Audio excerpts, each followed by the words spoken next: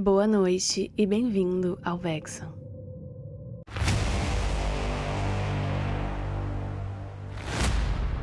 Meu nome não importa mais. O que vou contar aconteceu há alguns anos, num sítio perdido no meio do nada, cercado por morros altos e mata fechada.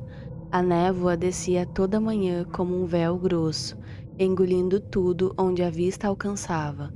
O silêncio era tão pesado que parecia pesar nos ombros, e foi ali, naquele lugar esquecido, que eu criei um laço com algo que nunca deveria ter salvado. Eu morava com minha mãe e meu avô. A casa era simples, de madeira velha, com chão de terra batida em alguns cômodos. Acordávamos antes do sol. O cheiro de café no fogão a lenha era o que anunciava o dia. Criávamos algumas cabras, plantávamos milho, cuidávamos de uma horta pequena. A luz vinha de um lampião, o banho era de caneca, e vizinho mais próximo era só nome que a gente ouvia falar na cidade, a horas de distância por estrada de terra. Uma madrugada de inverno gelado, meu avô me acordou baixinho. Uma das cabras mais antigas estava parindo.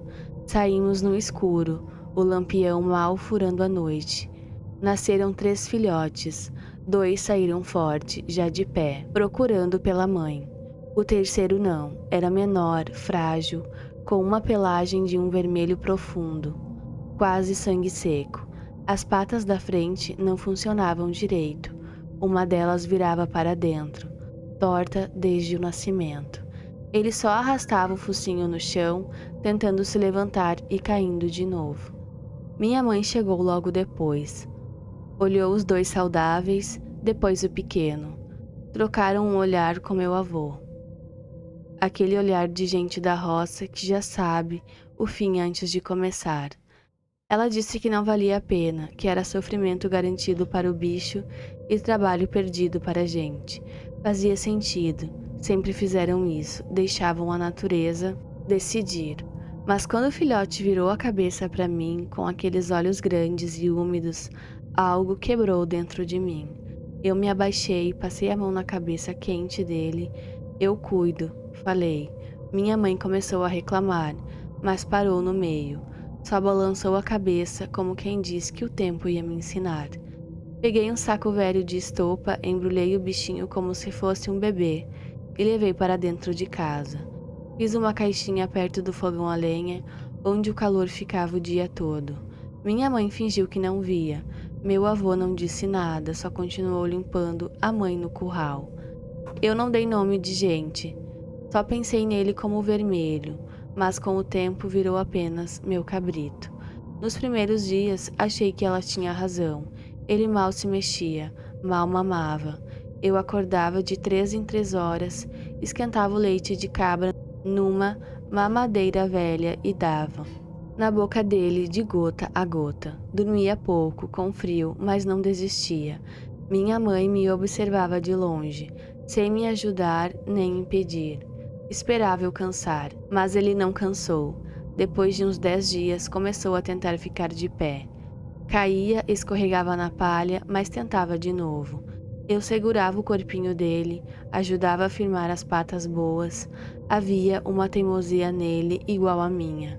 Aos poucos aprendeu a andar, mancando feio, arrastando a pata torta, mas andando. E aí ele começou a me seguir, para todo lado. Se eu ia na horta, ele vinha atrás tropeçando. Se eu sentava na varanda, descascando o milho, deitava no meu pé. Virou minha sombra. Nunca foi pro curral com os outros. Dormia dentro de casa, primeiro na caixa, depois num saco grosso no canto da cozinha. Meu avô quase não falava, às vezes dava um pedaço de pão para ele escondido. Eu via o velho sorrir de canto quando o cabrito mancava até ele. Minha mãe resmungava que bicho não era dentro de casa, que sujava o chão. Mas eu a peguei mais de uma vez, desviando o caminho para não pisar nele enquanto dormia. O melhor era o fim de tarde. Eu ia buscar água no riacho lá de baixo. Balde pesado na volta, subida íngreme. Quando chegava no topo sem fôlego, ele já estava lá, parado perto da cerca me esperando. Não balia alto como os outros, só ficava olhando. Quando eu me aproximava, dava cabeçadas leves na minha perna. Eu falava com ele, contava tudo. O dia, o calor, a névoa, a solidão. Ele me escutava com a cabeça meio torta, olhos fixos em mim. Ele era a única coisa naquele lugar que era só minha, e eu não me sentia mais tão sozinha. Isso durou quase um ano. Ele cresceu forte, apesar da mancadeira, até que veio uma noite de chuva forte, no começo da estação úmida. Acordei com os cachorros latindo em pânico. Não era latido de alerta, era latido de medo puro. Logo depois, as cabras começaram a gritar dentro do curral, batendo nas cercas. Meu avô gritou da cama pra gente ficar lá dentro, mas eu já estava de pé. Meu cabrito não estava no canto dele. Saímos, os três, avô com um lampião e foice, mãe com um pedaço de pau, e eu descalça atrás. A chuva era fina e gelada. Os cachorros tinham se escondido debaixo da casa, só ganindo. Quando a luz do lampião bateu no curral, vimos a cerca arrebentada e as cabras correndo no pasto escuro. Meu avô murmurou algo sobre cachorro do mato, mas a voz dele tremia. Eu só procurava o meu cabrito. Chamei e nada. Então o lampião parou num ponto perto da cerca quebrada e ele estava lá, caído de lado, a pelagem vermelha toda escura de lama e sangue. A terra ao redor estava revirada. Ele tinha lutado. Cheguei perto, correndo. Ele ainda respirava um som horrível, gorgolejante, o pescoço rasgado fundo, uma pata boa torcida em ângulo impossível. Eu me ajoelhei na lama, toquei nele, ele levantou a cabeça para mim, mas não conseguiu. Os olhos me acharam na escuridão, confusos, sofrendo. A gente levou ele para dentro. Foram 3 dias de agonia. A chuva não parava lá fora. Dentro, o som da respiração dele, cada vez mais fraca.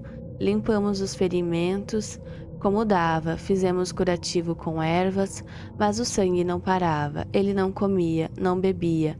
O cheiro mudou, de bicho quente e palha para algo azedo parado. Eu não saía do lado dele, dormia no chão, cabeça na parede, mão no peito dele sentindo as batidas lentas. Minha mãe tentava me tirar dali, dizia que não tinha mais jeito.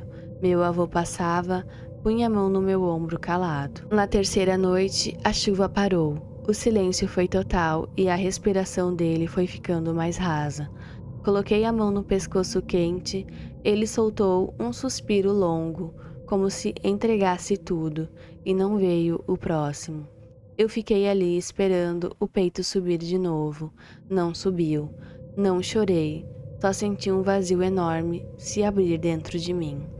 No amanhecer, meu vô cavou um buraco perto de uma árvore grande, no fundo do terreno, lugar onde ele gostava de deitar na sombra. Eu embrulhei o corpo dele num saco de estopa. Fui eu que desci ele na terra. Ninguém mais tocou. Cobrimos. Não pus cruz, não pus flor. Só fiquei olhando o monte de terra fresca. Meu avô ficou do meu lado um tempo. Depois disse baixo: é bom rezar para a alma dele descansar direito, para não ficar preso aqui. Eu não entendi na hora, achei que era só modo de falar. Mas o vazio da casa ficou insuportável. O canto perto do fogão vazio, a varanda sem ele esperando, eu me arrastava para fazer as coisas. Mas era como se parte de mim tivesse ficado naquele buraco. 2 semanas depois, varri a cozinha e vi, no saco de palha que eu tinha colocado no canto dele, havia uma marca perfeita. O formato do corpo dele afundando, como se tivesse se deitado ali recentemente. Chutei a palha e espalhei. Deve ser coincidência, pensei. Dias depois, no fim da tarde, olhei para a árvore do terreno e vi um vulto vermelho rápido sumindo na beira da mata. Baixo, mancando. Apertei os olhos, nada. Saudade, só saudade. Comecei a ouvir o chiado baixo no vento. Curto, úmido, igual a respiração dele nos últimos dias. Parava tudo para escutar. Vinha do morro do riacho. Uma tarde, todas as cabras pararam de pastar ao mesmo tempo, olhando fixo para a árvore do túmulo. Recuaram devagar, se amontoando no canto oposto. O bode velho bateu o pé no chão, avisando o perigo. E eu me virei, ele estava lá, parado perto da árvore. A pelagem vermelha suja, opaca, mancava pior. As duas patas da frente penduradas, sem vida. Ele se arrastava com as de trás, aos solavancos. Parou a uns 30 metros. O som que saiu dele era um gorgolejo úmido de morte. O cheiro, mofo de terra molhada demais, podridão. Corri para casa, tranquei a porta. Tremia naquela noite. Ouvi meu avô falando baixo com a minha mãe. Almas que morrem assim, de forma bruta, às vezes não entendem que se foram. Ficam presas, repetindo. 2 dias sem sair, mas a água acabou. Tive que ir ao riacho ao meio-dia, sol forte. Enchi o balde.